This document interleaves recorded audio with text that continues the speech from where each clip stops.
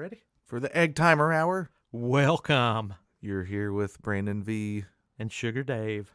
We're back for episode number 2. All are welcome. All are welcome. Come into the light. What's that lady's name in that? Is it like Fertilda or something? Fertilda. All are welcome. Come to the light. No! You said don't go into the light. All are welcome. You said don't go into the light. All are You said, welcome. Caroline! What is her name? Oh, my goodness. It's Halloween. Who's ready for some spooky stuff? I'm Googling it, folks. Poltergeist movie, Short Lady? Short lady? That ought to That trigger should narrow something. her down. Zelda Rubinstein. She looks like a Zelda. Who was she in the movie? She should have been Zelda Rubinstein. Tangina. That's her name? Tangina. All are welcome. This house is clean. Sometimes people need help to get into the light. And other people, they don't know what to go into the light. And the light, it go into you. And it don't know. That's a long ramble. It's been, since our last show, had a lot of things happen. One being Mr. Thomas Petty passing away. Yeah. That was a rough one. That was terrible. I had to listen to Wildflowers a few times through. The song or the whole thing. Yeah, it was a great album. And It hits hard. the only thing I can compare it to is when Johnny Cash died. For me. Like Johnny Cash and Tom Petty. I mean, of course, it sucked that Michael Jackson and Prince died, but when Tom Petty died, it was more like a mourning than... Yeah. Hits close to home. You don't realize, well, I don't know. You grow up with somebody like Tom Petty. His songs are always there because they're so good.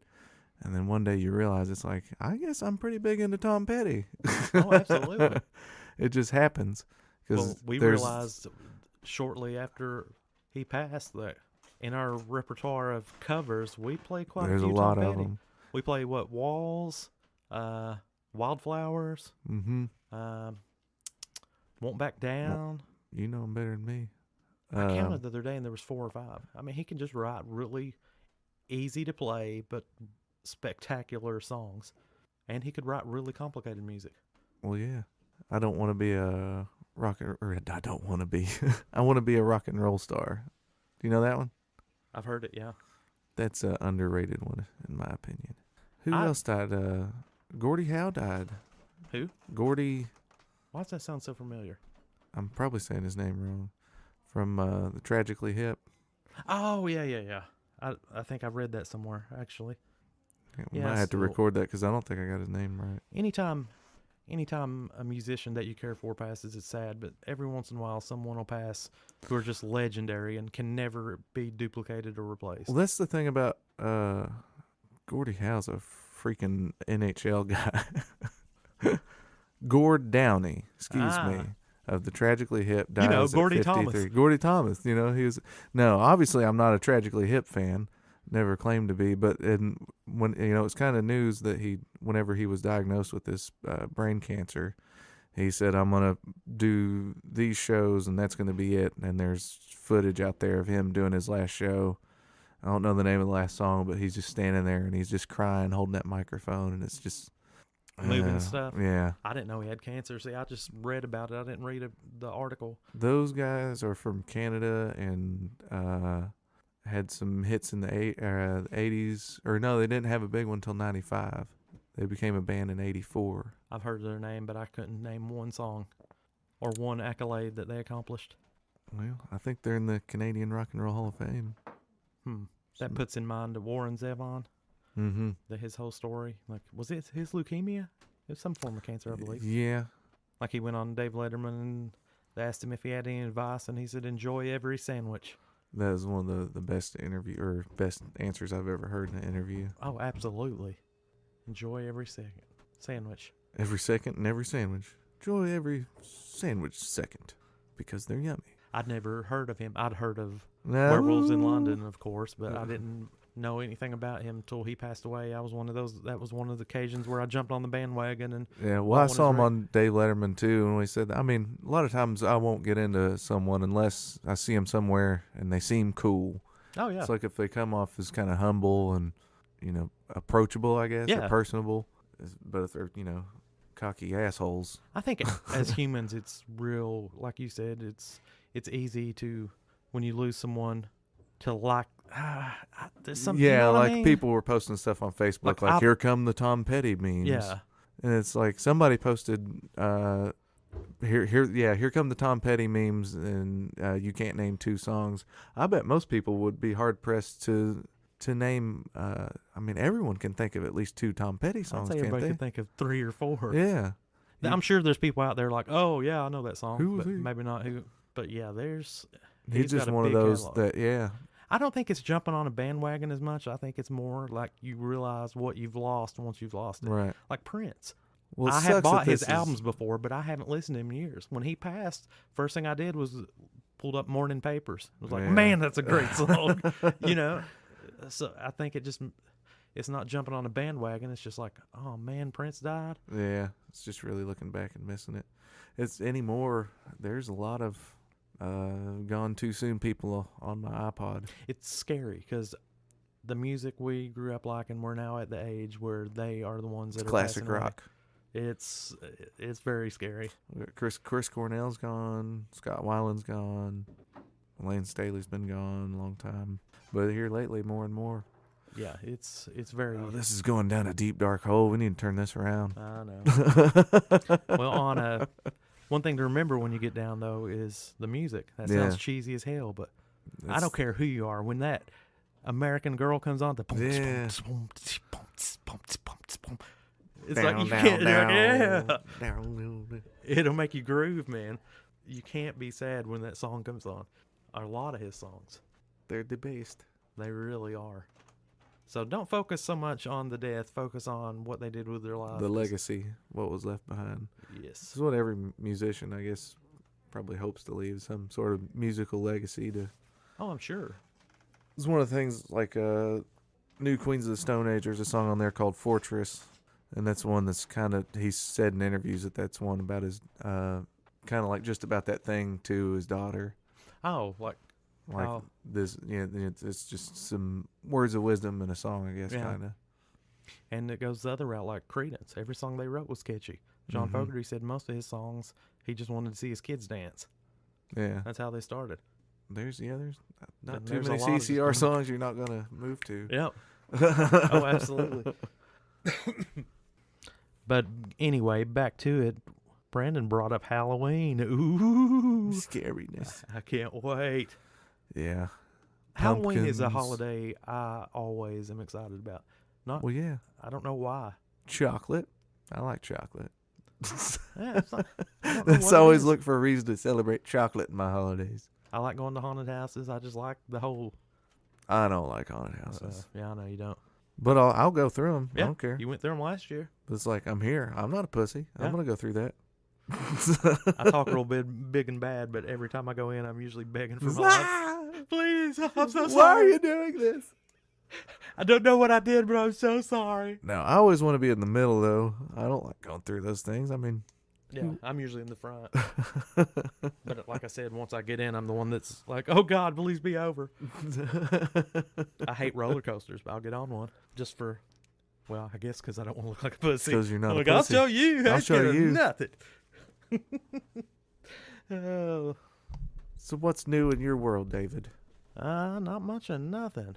Just working and recording songs on my iPad and coming over here and doing radio with you, then coming over here and recording music with you. What was the last song you recorded on your iPad? I recorded In Heaven by the Pixies Sunday evening. Oh, that's nice. Yeah. Whenever you're in heaven, that makes. I don't know that one. Huh? I know the Talking Heads Heaven. That's what it made me think of. It's the one that's, it's just a bass and Frank Black. Is that his name? Mm-hmm. Yeah, Frank Black singing. Well, they do it with the bass player, the girl. I'm going to Google that. I'm tired of talking about I'm stuff on already the radio. Googling it. There's a song where the girl sings it too. It's only like a minute 51. Oh, yeah. They said they went and saw the movie Eraserhead, which is a, Oh, I was just David reading Lynch about that film? yesterday. Yeah, that was like his first movie. yeah, I his think. first movie. They went and saw that, and that song is from that. One of the Really? people comes out and, in heaven, everything is fine. And, 'Cause I was reading. I've never seen that movie, but I was reading about and what Frank it was Black about. said they started covering it and playing it in bars, and then they said, a lot of times bars you'll go and you'll play with 4 other bands.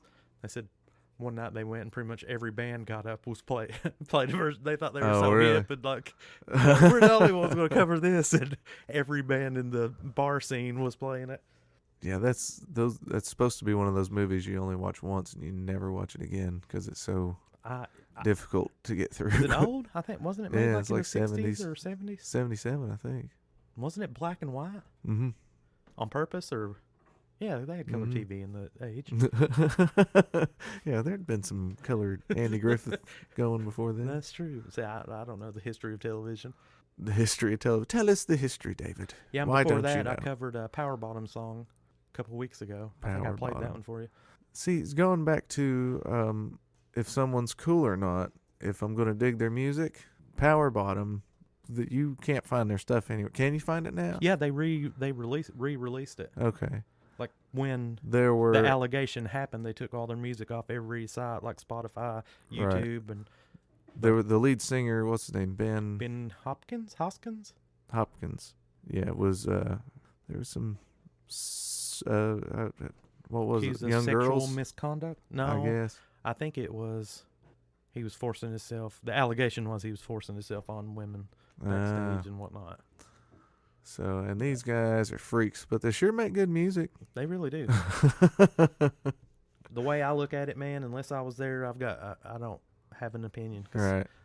only that Ben guy and the women and God knows what happened. That's true. If they did it, they deserve all the bad things coming to them. Yeah. The only thing I know about these guys is what I see on the internet and the ain't- music I hear. The music's pretty cool, Mm-hmm. but when you see them, it's a trip, man. Oh, yeah, with the outrageous stage makeup and wearing Glitter. glitterly sequenced Yeah. dresses. And Lots of flamboyant makeup. I watched a lot of live stuff of theirs. Right. Because you hear studio, they might be horrible musicians. There's just 2 of them. But, yeah, I watched. Well, when they play out, though, they'll have a bass player. And Okay. I think that they do all the stuff in the studio. Then you get a little backing band. But, yeah, I've watched a lot of live videos, and they're just as good live as they were. Actually, there's sometimes when I want to listen to like some of their songs, like Ugly Cherries or Dairy Queen, I'll go to the NPR live video I found on YouTube and watch it instead of just Those listening things to the are studio. cool. Just the little newsroom Yes. songs. And it looks like they just have one microphone in front of them, but it's got to be microphones Yeah. everywhere just on the side, because that is some amazing sound Probably quality. some rather expensive microphones. All I around, have I'm sure. found a plethora of bands that I really dig Plethora? just from going to NPR behind the David. desk. Do you know what a plethora is? Oh, God. He put me on the spot.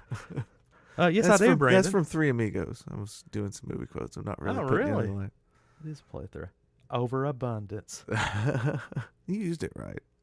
Oh, I know, I did. I couldn't spout out the definition. That's a good word. Plethora. Plethora.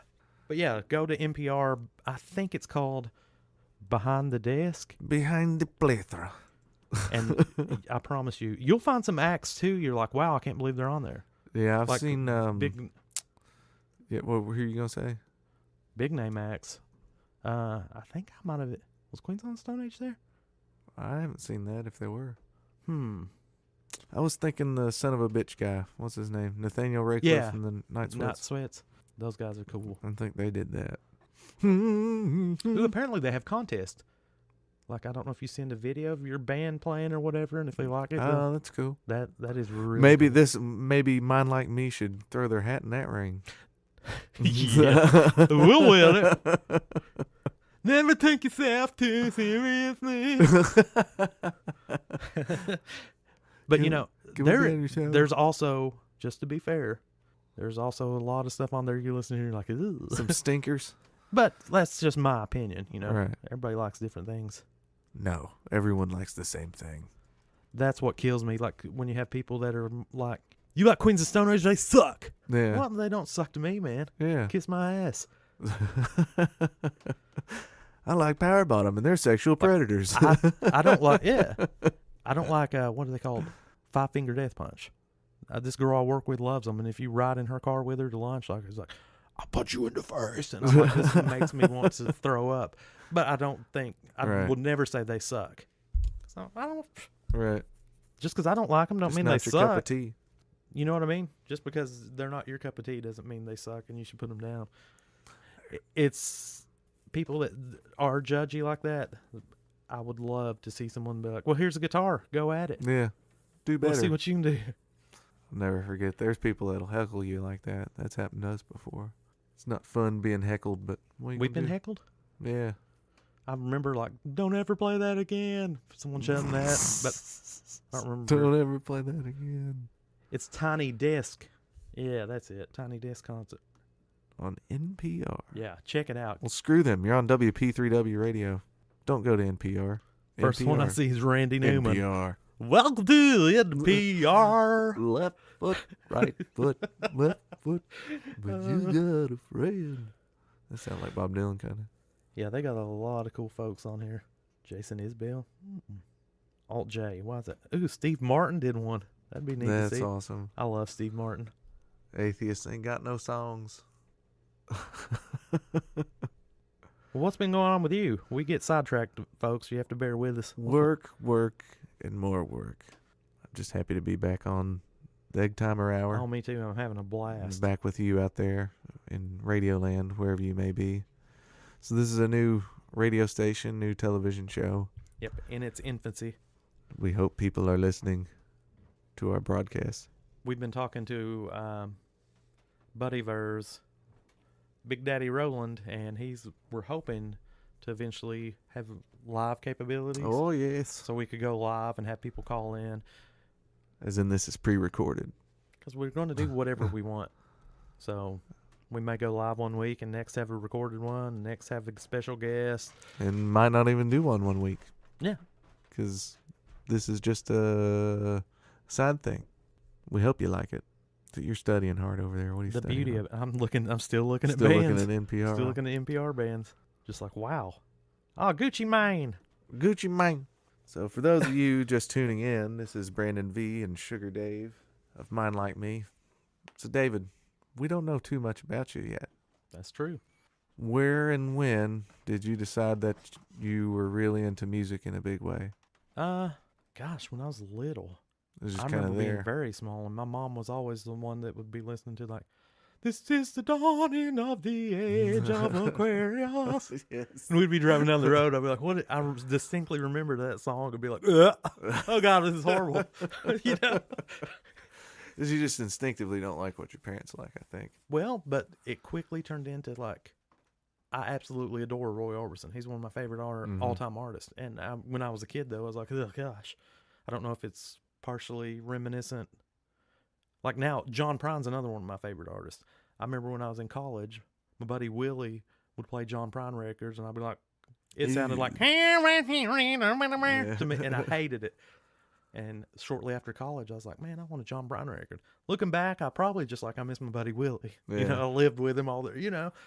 And I went and bought John Prine. Loved him ever since. Well, it's good Definitely to on have my things top. that grow on you like that. I love it. I know every word to every song John Prine's ever done. That's awesome. But, you know, so, but I've always liked music. And my dad, from a very early age, he went through a spell where he made me and my sister play guitar. And, you know, even if we didn't want to. But, that's not fun. Yeah. You're going to play this, Yep, whether you like it or not. You are going to play guitar. I remember I hadn't played long, and I started writing songs. Then later on, I wanted to pursue guitar, and my mom got me guitar lessons. And I took guitar lessons not very long, and I don't mean this in any conceited way. Of course, I couldn't hear Slash playing a solo and immediately play it, but it got very quickly where I could hear a song and figure out what chords were in the song and figure it out myself. So I stopped taking lessons, and so it was just immediately awesome. I was just immediately a savant. I guess I you could knew it say. all. It was just there under my fingertips. It was like it was I was just channeling it. No, but it got to where like I could hear knocking on heaven's door and pick you know it up. mess around and be like, that's G, C, and D, Yeah. and A minor. And A minor. Yeah. And you know, from that point, that's when I loved it. Then in high school, started playing in bands. So then, when did you actually pick up the guitar? God, I'd probably say 8. And shortly after, I played guitar for quite a few years, probably 12, 13 years. So you picked it up at 8. Yeah. And I played for till I was probably 18 or 19, like a lot. Then I'll never forget my buddy Brian Campbell, Pork Chops. Pork chops. He we were at a pool hall one night, and I was playing guitar there, and he said he wanted to learn how to play guitar. It seemed like 2-3 months, maybe 6 at the most, passed, and he was playing Red House Behind His Back by Jimi Hendrix.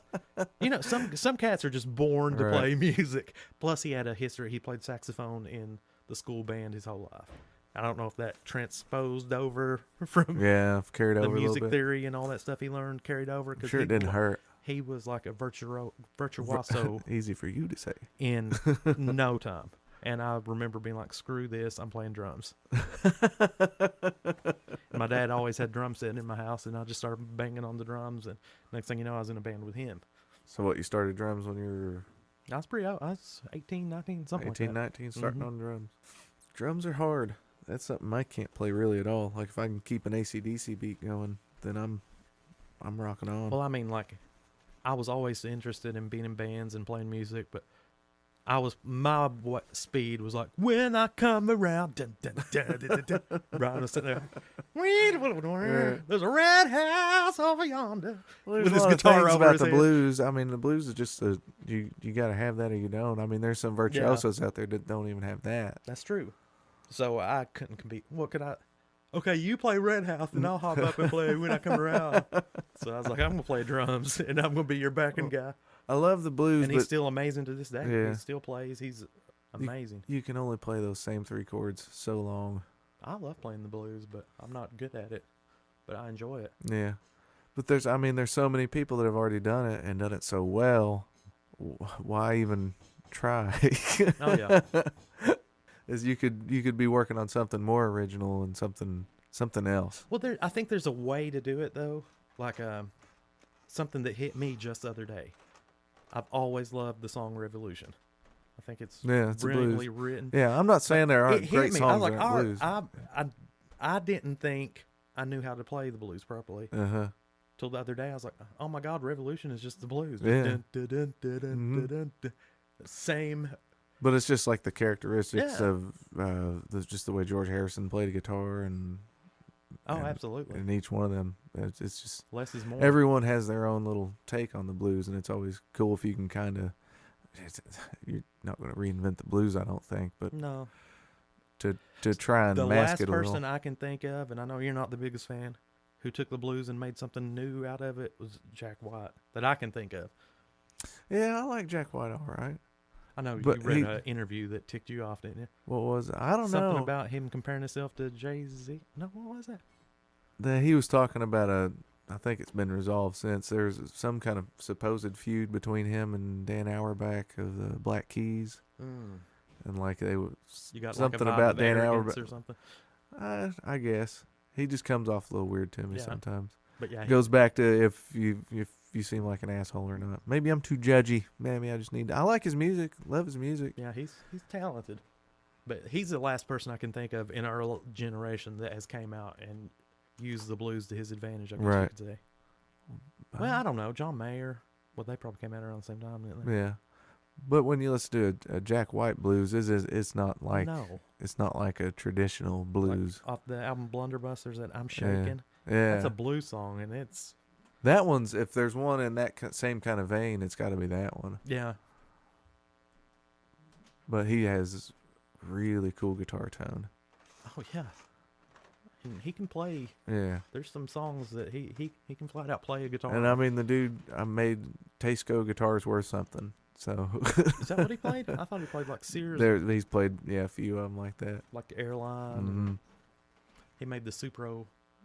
So yeah, if you can take a guitar from obscurity to value and collectability, you're not doing anything wrong, I don't think. Well, yeah. I was going to say if you get your own signature anything, drumsticks, but that's not the case. Yeah. Well, he there's a just lot- he took this old thing that Now people would regard as crappy. Yeah. Well, I know last time I looked at a Supro guitar, it was like $8.99.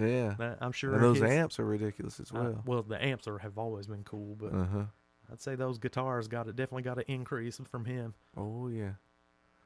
They're Josh Homme even did that with an Ovation guitar. I can't think of the name of it. used the Ovation, and Yeah, and then pretty much made the value skyrocket. I can see that. Just Well, 'cause I guess whenever there's a new sound that kind of comes along and that people zero in on the instrument they use, I guess, to get that sound. I And can't think of the guy's name. The lead singer from Muse, Matt Bellamy. I think so. But I mean, he used those guitars with the built-in.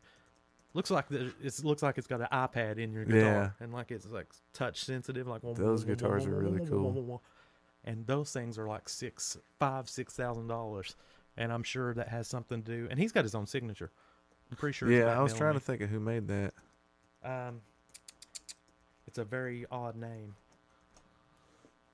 We need an internet guy in here to get on this. Manson Guitar Works. Yeah, and I mean those are. There's a Court NBC1. Manson Guitars. Does it say price? Expensive.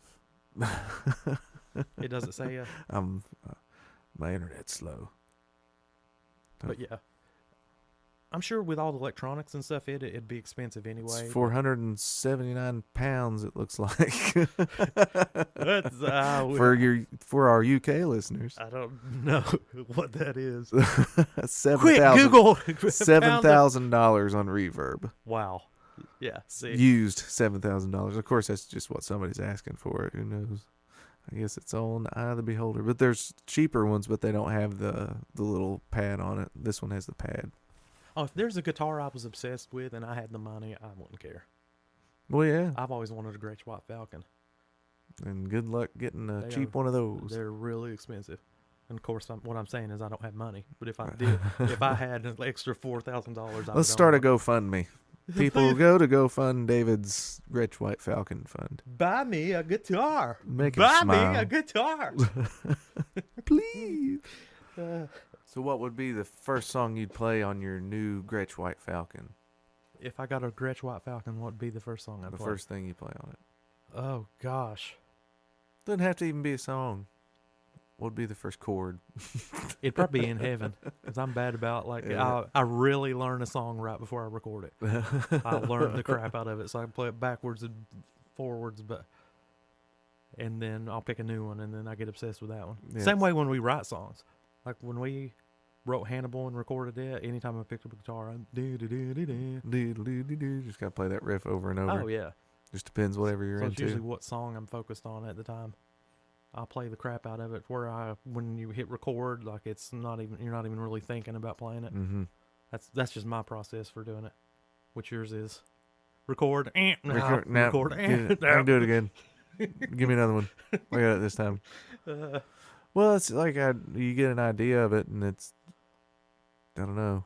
It comes down to an execution, I think, and I'd rather you can play something over and over, but it doesn't really matter till you get it right and get it on. Oh, absolutely. On the tape. If that makes any sense at all. I have the hardest time with, even though I learn it backwards and forwards, playing in time is a different story. Yeah, that's what I mean. I can get the idea. I can hear how it's supposed to go, and then you actually got to do it. Yeah. You got to play it. Because once you got that metronome in your ear going tick, tick, tick, it's a whole different ballgame from just playing it without it. It really is. That always keeps me on point. I like the metronome in my life, but I'm sort of a perfectionist, so trying to get away from that so much. But having a metronome when you're recording makes it easier to cut and splice and move. Getting away from it's good, but you also you most gotta important have thing it. is being in time. Yeah, you need to have it internally anyway. I promise you, any song that's on the radio, if they re-recorded it and it wasn't in time, well, that's the problem. Not be as good. Everything is so perfect now. If it's on the radio, everything's just been like. I was reading or watching a video or something about how drummers aren't even used in recording sessions anymore. Yeah. If they're used at all, they're used for maybe a few measures, and then they just loop the rest. Oh, yeah, absolutely. So that's where the human element gets lost. Oh, because things aren't made to line up perfectly. I'm not trying to knock an entire genre, but like pop music nowadays, the artist probably has very little to do with that. Well, oh yeah. Any music you hear on most pop radio now is written by 40 people and recorded by 80 people. And all they did was come in and sing, and they ran it through auto-tune and a bunch of different filters. And it's perfect. Yep. And here it is. That's what you call over-polished. Over-polished. But it's what apparently sells. But I will say who knows what this. sells? What? I seen my wife made me watch the Lady Gaga documentary on Netflix. You give that chick a guitar and a microphone. Well, she's absolutely talented. She's pretty good.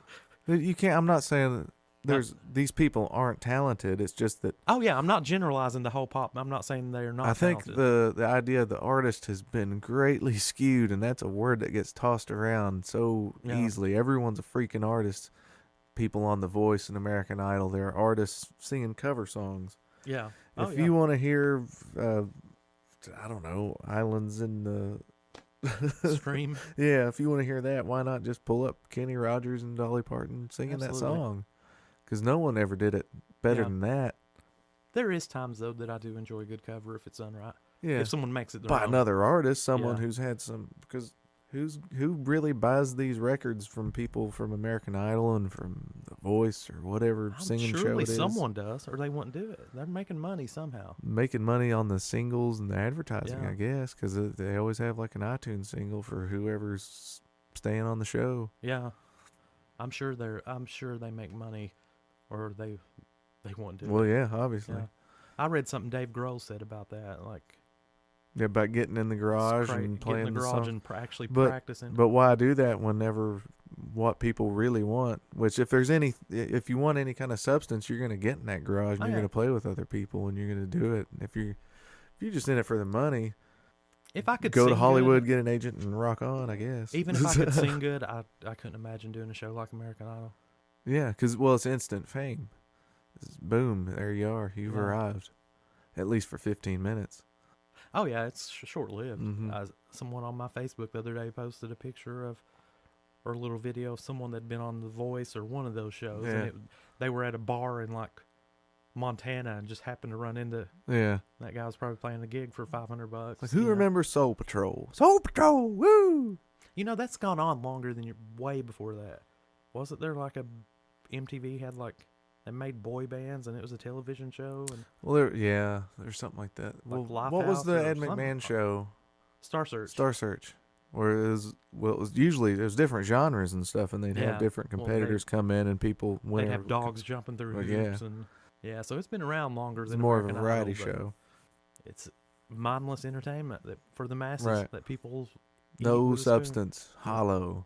So that's what we're working for. You know, the stuff, the part about that kind of stuff that I can't stand is the sob stories, which I hate. That. Well, yeah, everybody loves a good. Every single one starts out with, "My mom died when I was 3." Yeah. You won't find one like, "Hey, I just like singing." Yeah, I just like to come out here and entertain y'all. How about that? I just want to be a star. Why does everybody want to air their dirty laundry to millions of people? I lost my big toe in a horrible mowing accident when I was 12. And I just always said, I'm going to make it. I'm going to prove that this one-toed son of a bitch can make something of himself. Why does it have to be so dramatic? Just freaking sing. Yeah, just go out there and sing. And be original. What's wrong with writing an original thing? Which I love playing a cover, but you can pull up your phone, whatever you got on you, and there you go. If you really want to hear something, I don't have a problem with the judges that do that show. They're all. That's their job. You can't knock them. Mm-hmm. Like we said earlier, let's see you do it better. Yeah. If I got something to say against, if I got something against Blake Shelton on The Voice and. You don't see me up there hosting it. I don't know how hard his job is. It's probably pretty hard. Probably a lot of demands. Well, sure. But there are people that do it that are able to have some substance, I think, that don't. Oh, yeah. My wife watches that stuff. And sometimes just like out of my peripheral vision, I'll catch something or hear something and be like, damn, they're good. Mm-hmm. But the majority of the time I'm like, yeah. Then those people are talented, beyond a shadow of a doubt. Why don't you have a competition to search for an actual artist where they write the song and they sing the song and then let people decide, I guess. Have a show where you go to local garages and, hey, can we film you for a second? Or just, play for us. Or just start a band and just play, and who cares if you're famous or not? Absolutely. It's not real anyway. Do it for fun. I'm telling you. That's the only time that it actually works out is when you don't worry about who cares about this thing I wrote. And back in the days when we were the Fuzzy Duck, the house band, and we were playing at all those places. Playing in dives, yeah. Don't get it twisted and think me and Brandon was like, any day now. Then it was going to break, our waves coming in. a big shot Hollywood producer is going to walk into Ironton, Ohio, and hear us and have to have us. Of course not. It was just fun to play. Right. You were with your friends, and you were up on stage, and they'd give you free beer. It was just a blast. You're hammered. Yeah. Now that we're older, it's like, I can't stay out at the bar till 2 in the morning. No. You know, but... Like when you get in your 30s, it's hard to just drink and lose your mind. Oh, yeah. Well, it's a lot of work, and we gotta work the next day, and... Yeah, I'm not in my Carry on. 20s anymore. Yeah. But, you know, so, yeah, that's another issue I have with American Idol, because I think a lot of people that go on that are like, don't care about that the show art was, of music. It was supposed to be done, and now it's back. Is that right? Oh, I don't know. Something like that. I know The Voice is still going strong. Yeah. They have a new season every other week. Yeah, different judges every year. I think I haven't watched it in a while. Last time my wife was watching it and me paying attention was when CeeLo Green was on it. It's been a while, I think. Yeah. It's just I CeeLo's watch cool. Jeopardy, and then The Voice comes on, and then it's just there. Yeah. CeeLo's cool. Where'd my Alex Trebek go, and who are these empty people on my television? You know, someone, my buddy Ben and me were talking last night, just out of the blue. He messaged me on Facebook and said, "Serve the Servants is my favorite song of all time," just in case you were wondering. And I messaged back, just thinking about Dave Grohl talking, got me thinking about this. And I messaged back, what do you think it would be like if Kurt was still here? I was actually thinking about that very same thing. When? Yesterday? Recently, yeah. And we chatted about that. And sorry, folks, I know I'm sidetracking awful, but just thinking about Dave Grohl got me thinking about my conversation with my buddy Ben. I think he would be still very musically inclined, but I think it'd be a whole different direction than. Well, he was talking. It was. The way I always understood it was that Nirvana was Michael Stipe. definitely over. Yeah, he was going to do a record with Michael Stipe, and. Well, look at Unplugged. That was a far cry from Nevermind. But who knows? He might have even went on and recorded a record with Timbaland, like Chris Cornell did. I mean, he did it. Yep. I never would have in a million years been like. When the Blue album from Weezer came out, I never in a million years thought they would start produce like The Greatest Man That Ever Lived and all that stuff. That was like, no, they would never record like pop songs with rappers on it, you know, and all this stuff. But some people make some moves, and I'm not knocking it. Right. I enjoy it. Well, the Chris Cornell Timbaland thing to me was so. Was that the one that had Billie Jean on it, the album? No. That was the album before that one. Okay. That had Billie Jean on it. Okay. The Timbaland record, Scream, had, I think the only song I ever heard him do like acoustically off that was Ground Zero. But I saw him on like an ABC special, like a fashion show with Pussycat Dolls, and I was like, what? Where's Chris Cornell, and what have you done with him? He was on this, and he comes out singing a song or whatever with Timbaland. Did you enjoy it? No. Oh, like no, I didn't. I think I might have listened to maybe a few seconds of each song, and I was like, I don't want nothing to do with that. Yeah. But that was his thing. I'm glad he felt he needed to do it. He enjoyed it. Yeah. Like we talked. But then, like Queens of the Stone Age come out, and they put out a new record produced by Mark Ronson, who's I mean, he's what's in right now. He's done records for Paul McCartney. Yeah. That's the only one I could think of right now. He's Lady Gaga. Oh yeah, he was in that documentary. Bruno Mars. He's done all kinds of like hip records now. Like he's the guy right now. But for Queens to do it, it's not so weird because, I mean, Josh Homme's always looking for a reason, I think, to say, well, why not do that? I've listened to the new Queens record though. He don't have Timbaland coming out and rapping. No, you know what I mean? No, I mean it's definitely it's a different sounding record for them, but it's still got something to like about the band. But it's a very different sound, that's for sure. But it's not like, because I think I read Chris Cornell and Timbaland were staying up 3-4 in the morning writing the shit on that record. I think for any artist, and this is just speculation, artists that reach that level of fame, it has to be hard. Because it's easy to write heartfelt, emotional songs when you're playing bars every night and got no money and living in a van like Chris Cornell, I'm sure did for years. But then after years of being so successful and have people, think of anybody in Hollywood right now probably gets their ass kissed from the moment they wake up. When that record came out, when did that record come out? He had done Euphoria Morning, I think around 99 or 2000. But you know what I mean, though? That you get your ass kissed and told how wonderful you are all day long. I'm sure. He's probably making that, and everybody in his life like, this is amazing. Because this is, I mean, yeah, everything he's done is amazing, except Scream. It was released in 2009. And then after that, that's whenever Soundgarden got back together. Thank God. And again, this is just our opinion. We're not saying he's not talented, because of course he was, but yeah. I don't know if it's just a record I wasn't crazy about. I mean, one out of however many, not bad. What is it? Sometimes things that are bizarre will grow on you. Yeah. Like Scott Weiland, Weiland. Wow. Weiland's what I say. Yeah, but his solo record, it came out, and I was like, what is this? Yeah. Next thing you know, I absolutely still love out there. I listen to it every now and again, but some of the stuff on it's hard to listen to. I could see Kurt going in a direction, pulling off something similar to what Scott did. Just something out there. Maybe, who knows? But we could both be wrong. He could have just played grunge punk rock. Come out and start doing blues records. Da, da, da, da, da, da, da. Yeah, that was another one gone. That one hurt too. I don't care what anyone says. I adored Nirvana.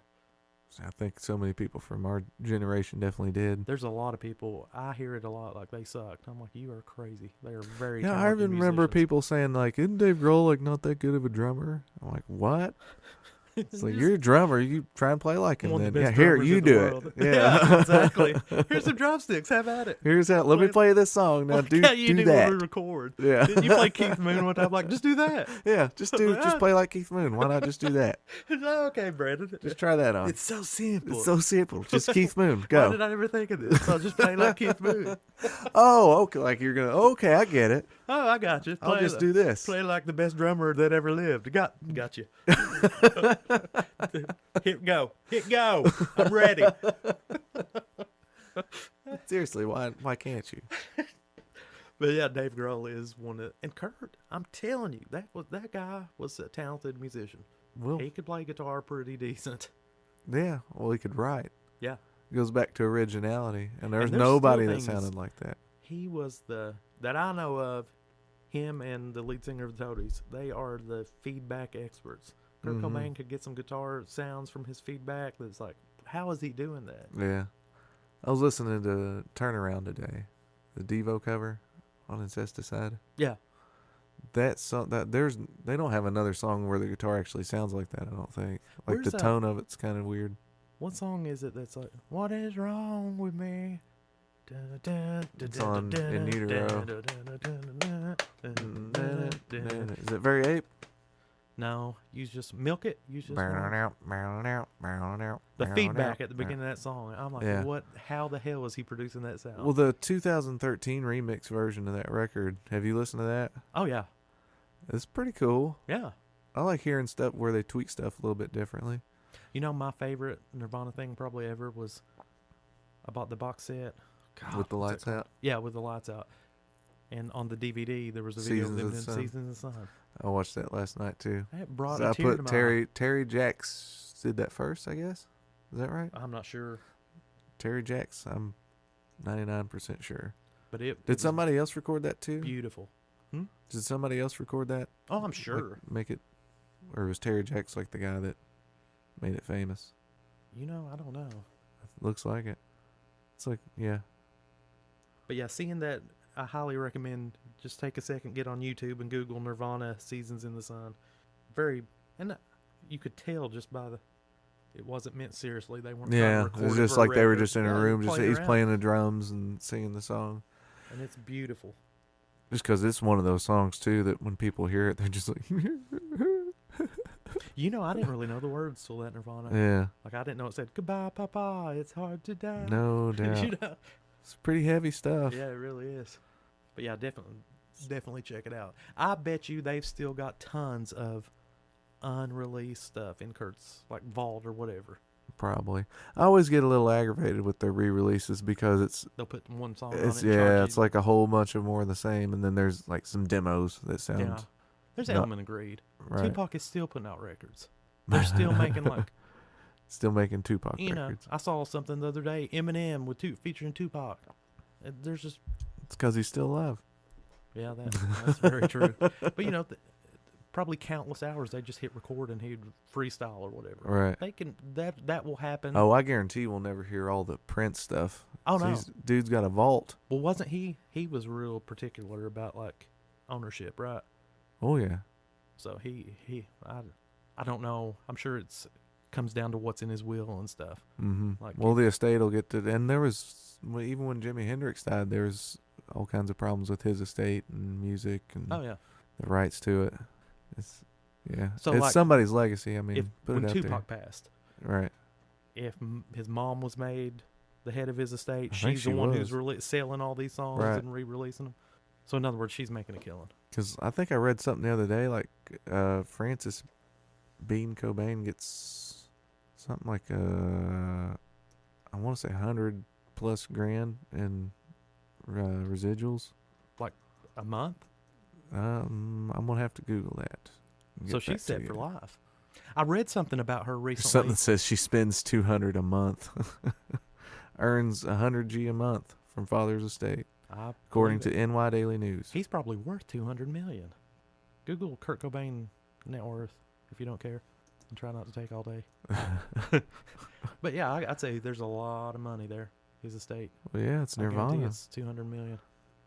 There's always heard that was kind of a point of contention, because there was a point where Kurt was like, since I write these songs, I want more money. So Dave Grohl got paid like a Mhm. third of what he got paid. So I don't know how that all worked out, but wouldn't that suck? Hmm? That's what sucks about music as a commodity. Once there's money involved, it gets a little iffy. I think if you view it as a business, that's okay. But if you view it as a band, that's horrible. Right. And Nirvana, I consider them a band. Like if you and me were thrown together to play music by like, hey, let's make money off this. Right. That's different than you and me are friends and we're in a band together. Anytime you do something for money like that too, I don't think you're gonna find it. I think the only Yeah. time it happens is when you least expect it and you're just doing it because it's So something who do you love. think is the deciding factor if like they keep releasing Nirvana records and putting one more extra song on it? You think it's Dave Grohl or I Courtney? think it comes down to Courtney, Dave, and Chris. So they all three Mhm. have to mutually agree. The way I understand I didn't it. know if Kurt's mom had anything to do with it. She might. I think she does. The brand of Kurt Cobain, according to CNBC.com, you want to guess? Net worth? I'm gonna say 150 to 200. $450 million. Whoa, That's right. that doesn't mean there's 450 That million in the was- bank though. Right. But still. That's still good. I read somewhere recently about the guitar he used for Unplugged, Mm-hmm. like when Frances Bean was Oh, her engaged, boyfriend. she gave it to her, Or fiance. Yeah. And he still got it and and then they won't give it split back. up and was like, "No, you can't have this." It's like, I feel like Indiana Jones when I realize it belongs in a museum. But if it was me, I don't know if I'd give it up either. I think I'd have to kick someone's ass with my daddy's guitar. I think I'd have to kick some ass. You call Shanks and Ben up, Yeah. guys, we need to go. We got another guitar we gotta get. Sons of bitches stealing my daddy's legacy. How dare they? But yeah, I think I'm surprised that guy hasn't been dealt with. Who knows if he might have been now? Maybe They got kept it enough hush-hush. money to hire some thugs Yeah. to get the guitar back. Let's just put it this way: I would have the guitar back by that. That was. I'm not knocking her. Who, Love her Francis? daddy, yeah, but that was dumb anyway. Well, But her, love will make her you do, stuff, I love guess. will make you do dumb stuff. Yeah. But who knows, was she just like, there's this thing sitting in the If corner? Kurt Cobain was my daddy, and I met the woman of my dreams. Yeah. I couldn't imagine going, "Here, why don't you take this? Yeah. Don't touch it. Don't look directly at it. No, you can't touch this one. This one's not meant to be Love played you, or but looked at. stay away. That's daddy's." Oh my God, we have went off the rails. The precious. Well, that was a Martin, right? And he had it all hacked up and pickups put in it and all that stuff. Maybe. I think so. Was it? We're going to have to Google something else. I'm pretty sure it was a Martin. Probably a $3,000-$4,000 guitar before he had it hacked up and touched it. It's flipped upside down. Yeah, he was a left-hander. Martin D18E, 1959. Yeah, probably worth quite a bit. Mm-hmm. That's a pretty rare guitar. And that Unplugged record's just amazing.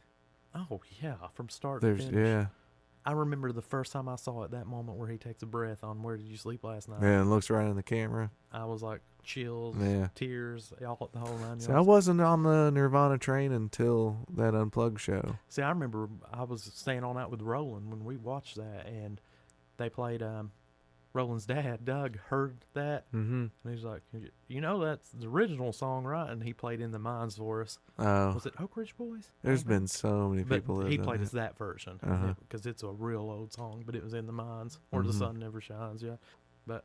That would make more sense than the Pines. yeah. Oh yeah. In the mines where the sun Yeah. Sun definitely shiver don't when shine. the cold wind blows. Heck yeah, man. Yeah. But- Wow, I'd never heard that before.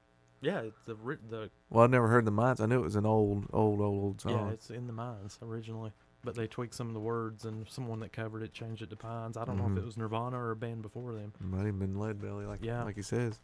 Plateau, the Meat Puppets covers with the Meat Puppets. Yeah. Those are really cool. Oh, and hands down, I love the In Utero version, but Pennyroll Tea. no, shoot, All Apologies. Oh The yeah, unplugged version was beautiful. yeah. It does really blow the album version out of the water. It really does. That was meant to be an acoustic song with just that cello girl that played on it or whatever. Mhm. Perfection. It don't get no better than that. If I have a choice, Beautiful. if I've got both, which I do have both on my phone, I always opt for the unplugged version. Not this sucky version. Play the good one. Oh, I don't know about you, but I need to pee. Oh, Davey got a pee-pee. I got a pee-pee. Aw.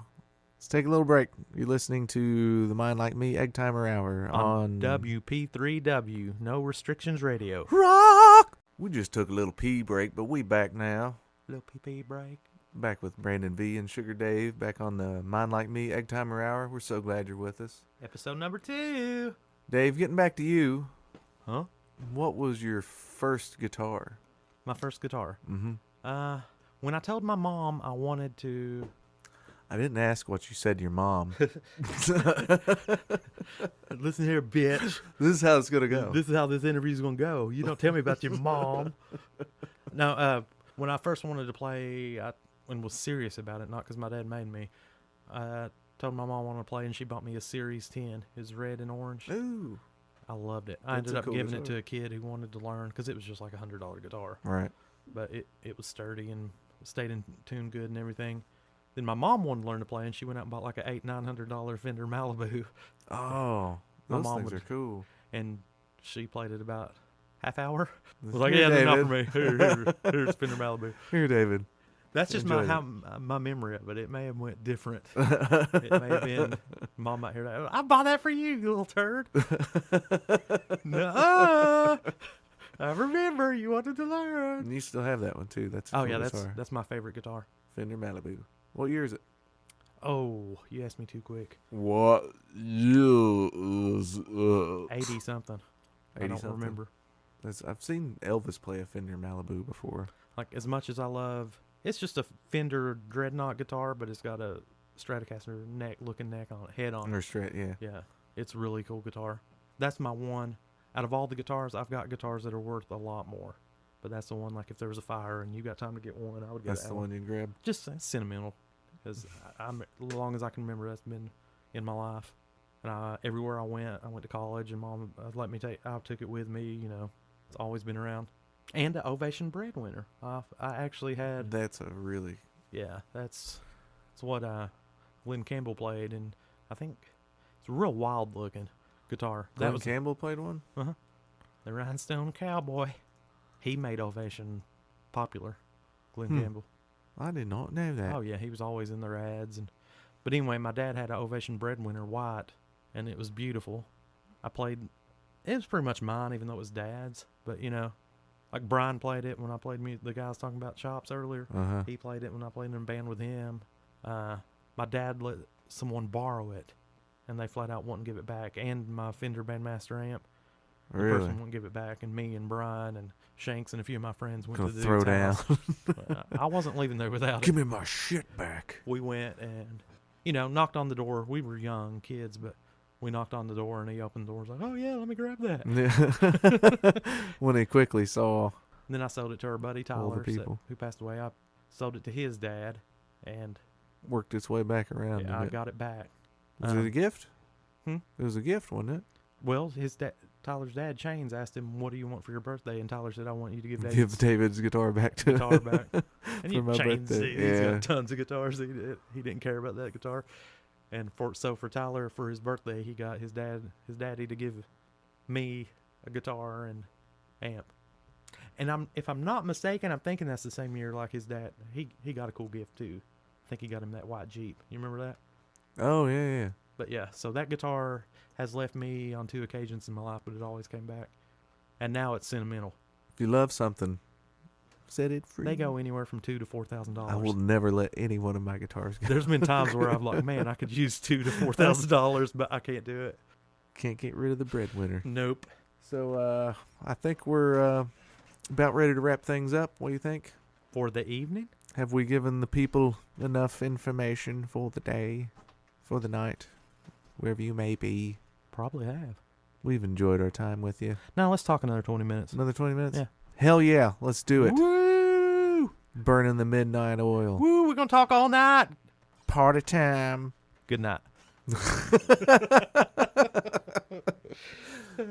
Thank you and good night.